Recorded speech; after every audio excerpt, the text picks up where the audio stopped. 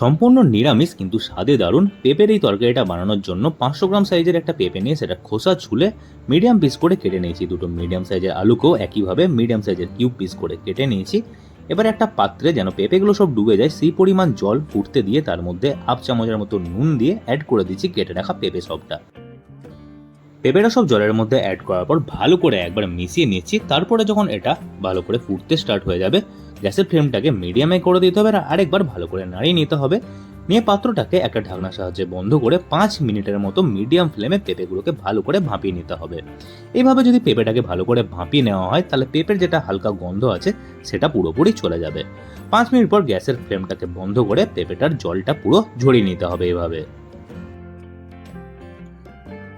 পেঁপের জলটা ভালো করে ঝরুক, এদিকে রান্নাটা করার জন্য নিয়ে নিয়েছি হাফ কাপের মতো মুগ ডাল, 2 ইঞ্চির মতো আদাকে ছাড়িয়ে রেখেছি, 4টে কাঁচা লঙ্কা নিয়েছি, দুটো মিডিয়াম সাইজের টমেটোকে কিউব পিস করে কেটে রেখে নিয়েছি। এবার আদা আর কাঁচা লঙ্কাটাকে একটা মিক্সার গ্রাইন্ডার জারে অ্যাড করে দেবো। তার সাথে এর মধ্যে দিয়ে দিচ্ছি অল্প পরিমাণে একটু জল, নিয়ে এটাকে একটা ভালো করে পেস্ট রেডি করে নেবো। আদা আর কাঁচা লঙ্কার পেস্টটা রেডি করা হয়ে গেলে একটা কড়াইয়ে অ্যাড করে দিচ্ছি প্রায় 5 চামচের মতো সরষের তেল। তেল ভালো করে গরম হয়ে গেলে তাতে অ্যাড করছি দুটো তেজপাতা, একটা শুকনো লঙ্কাকে অর্ধেক করে অ্যাড করে দিচ্ছি, দিয়ে দিচ্ছি প্রায় হাফ ইঞ্চির মতো দারচিনি আর হাফ চামচের মতো গোটা জিরে। নিয়ে গোটা মশলাগুলোকে 30 সেকেন্ডের মতো হাই ফ্লেমে ভালো করে নাড়িয়ে চাড়িয়ে নেবো যতক্ষণ না গোটা মশলাগুলোটা সুন্দর গন্ধ বেরিয়ে আসছে। তারপরে এর মধ্যে অ্যাড করে দিচ্ছি মুগ ডাল সবটা। মুগ ডালটা তেলের সাথে ভালো করে মিশিয়ে পরে মিডিয়াম ফ্লেমে ততক্ষণ ভাজতে হবে যতক্ষণ না এর একটা হালকা লাল লাল কালার হয়ে আসছে। মুগ ডালটার কালারটা যখন হালকা লাল হয়ে আসবে তখন এর মধ্যে অ্যাড করে দিচ্ছি এবার আলুটা অ্যাড করে 2 মিনিট ডালের সাথে মিশিয়ে পরে মিডিয়াম ফ্লেমে ভেজে নিচ্ছি।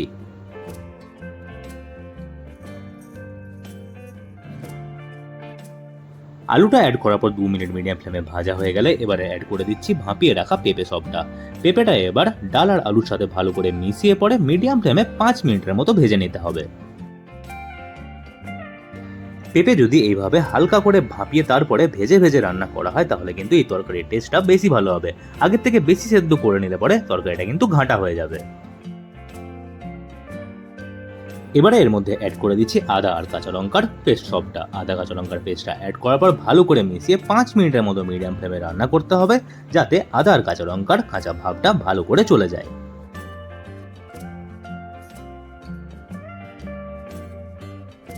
এবার এর মধ্যে অ্যাড করে দিচ্ছি কেটে রাখা টমেটোটা দিয়ে পরেও একইভাবে মিশিয়ে পরে 3 থেকে 4 মিনিট মিডিয়াম ফ্লেমে রান্না করে নেব।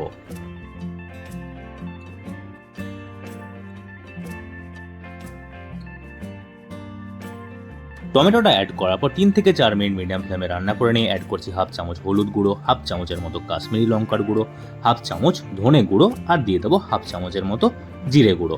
একই সাথে দিয়ে দিচ্ছি এর মধ্যে স্বাদ অনুসারে নুনও। এবার গুঁড়ো মশলাগুলোকে অ্যাড করার পর ভালো করে মিশিয়ে নিতে হবে আর লো ফ্লেমে 2 মিনিটের মতো রান্না করে নিতে হবে।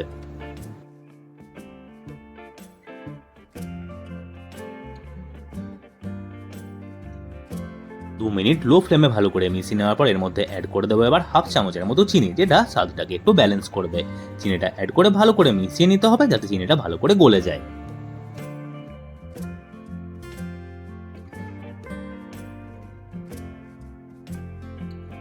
এবার এর মধ্যে অ্যাড করে দিচ্ছি প্রায় 1.5 কাপের মতো জল। জলটা অ্যাড করে খুব ভালো করে একবার মিশিয়ে নিচ্ছি। গ্যাসের ফ্লেমটাকে মেশানোর সময় হাই করে রাখতে হবে।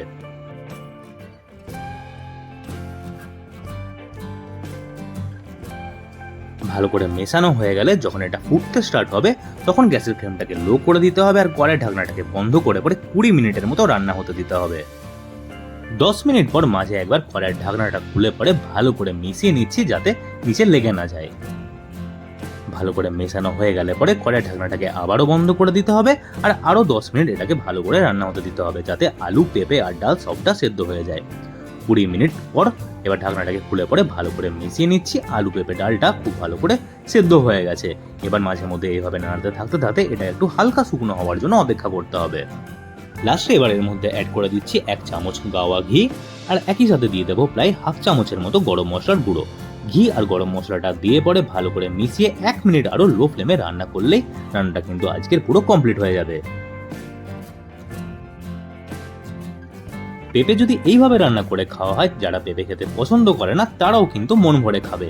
এই রান্নাটা যিনি রুটির সাথেও খেতে ভালো লাগে, তেমনি ভাতের সাথেও খেতেও ভালো লাগবে। আজকের এই রান্নাটা আপনাদের কেমন লাগলো সেটা কমেন্ট করে জানাবেন। রেসিপিটা ভালো লাগলে ভিডিওটা লাইক করে দেবেন, রেসিপিটা সবার সাথে শেয়ার করে দেবেন। এই চ্যানেলে এরকমই রান্নার ভিডিও আমি শেয়ার করে থাকি, তাই চ্যানেলটাকে অবশ্যই সাবস্ক্রাইব করে দেবেন, পাশে থাকা বেল আইকনটা দাবতেও ভুলবেন না। তাহলে বন্ধুরা, আজকে এই পর্যন্তই। দেখা হবে আমার নতুন একটা কুকিং ব্লগের সাথে। অসংখ্য ধন্যবাদ আজকের এই ভিডিওটা দেখার জন্য।